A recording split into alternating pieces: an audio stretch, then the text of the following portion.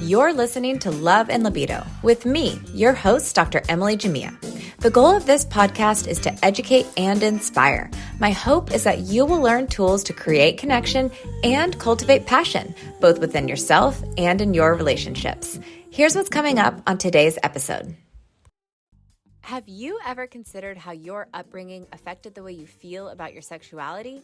If you were brought up in a religious community, there is a good chance you received some pretty specific messages about sex. This is the second episode of a 3-part miniseries on sex and faith, which I thought would be a great way to open season 2 of the podcast. While faith isn't the focus of this whole podcast, it is something that impacts the way so many people feel about their sexuality. If you haven't listened to the first episode of the series when I interviewed Reverend Dr. Beverly Dale, be sure to go check it out because we discuss some important principles that will guide you as you take in all the important information in this and the next episode. Today, I sit down with Talli Rosenbaum, a sex and relationship therapist based in Israel, to talk about some of the hows, whens, and whys of sex in the Jewish faith.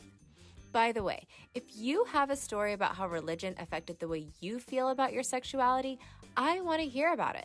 As much as we learn from other experts, nothing makes us feel more connected than hearing from our peers. Visit loveandlibido.com to share your story. I'll compile them together and air them on an upcoming episode. If you have a general sex or relationship question, you can submit that too by visiting loveandlibido.com. I'm launching a Q&A segment and I couldn't be more excited. Okay, let's get started on today's episode. Okay, welcome everybody to the Love and Libido podcast.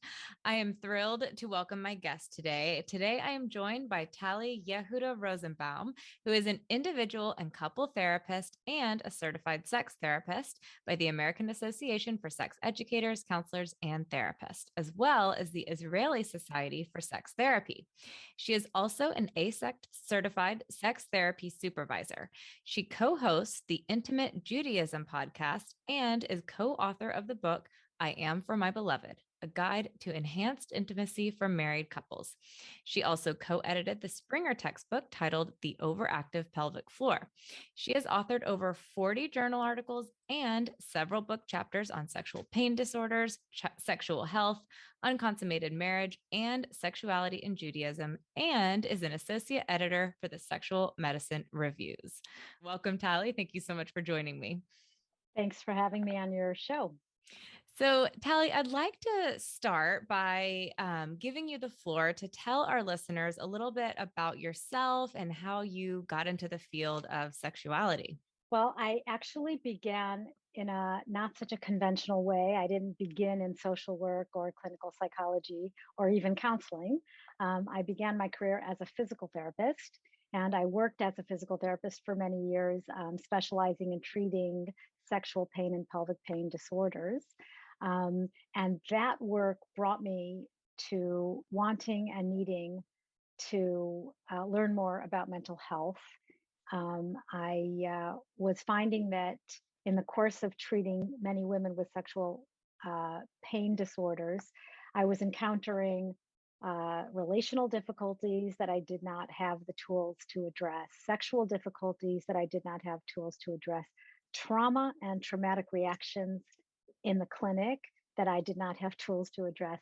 And even though I think there's a very important role for physical therapists, it wasn't enough. It wasn't enough for me. And so I initially thought that I could combine sex therapy with physical therapy. I would kind of be able to do both things at once. And then I quickly realized that that was a dual role. And I left the field of physical therapy after many years. I went to grad school and I have been trained in psychodynamic psychotherapy in addition to sex therapy. So I do a lot of individual work as well as couples work.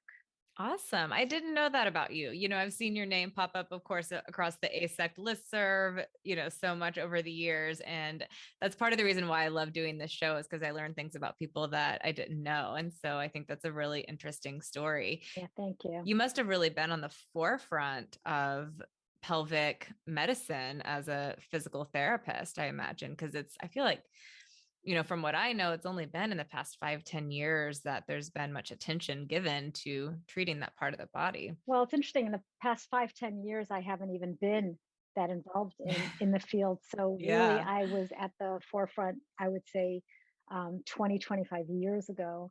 And I actually have several publications on the role of physical therapy in treating sexual health issues and sexual pain disorders.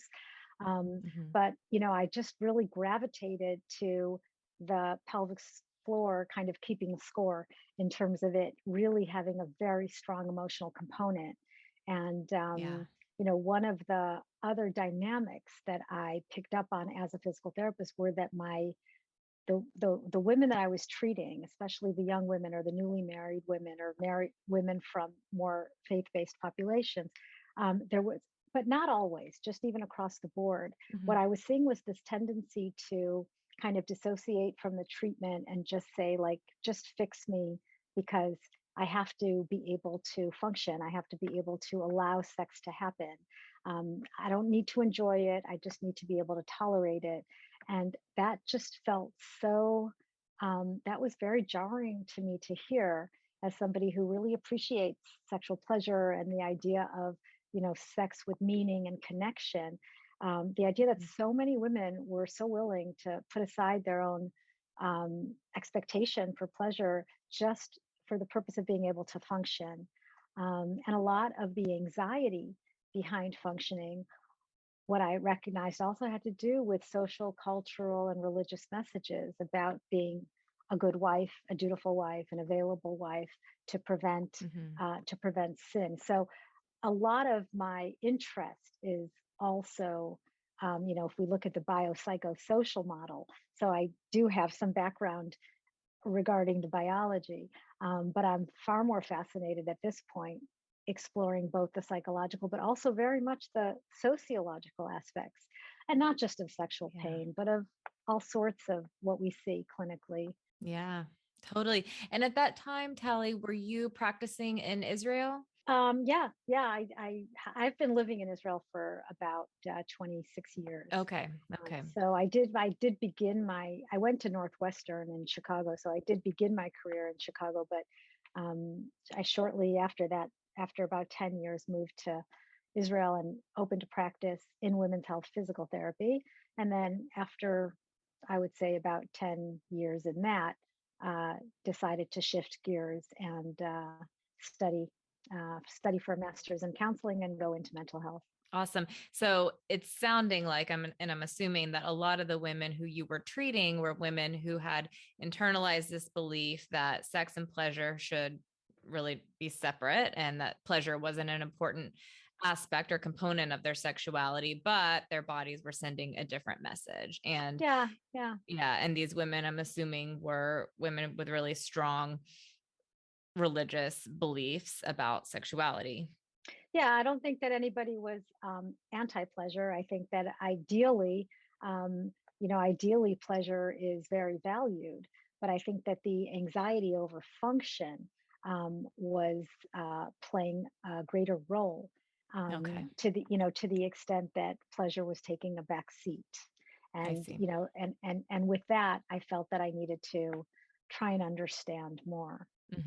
And that's such a theme, I think, for women, regardless of their religious background, people who hold these stronger religious beliefs or who were told their whole, childhood or young adult lives that sex is something that is wrong, that you shouldn't do. And then suddenly they're married and it's okay. The body still holds on to a lot of fear and anxiety and messaging around sexuality. And it's confusing. Yeah, there's a lot to say. There's a lot to say. I mean, I think that across the board, what we know, at least about, for example, sexual pain disorders, is that women do have sex with pain because of mate guarding. And this is true in all cultures. That's not necessarily a religious thing. If you liked this video, drop me a like and subscribe below. Share with a friend who might find it interesting. You can also listen to this in podcast form anywhere podcasts are streamed by searching for Love and Libido with Dr. Emily Jamia.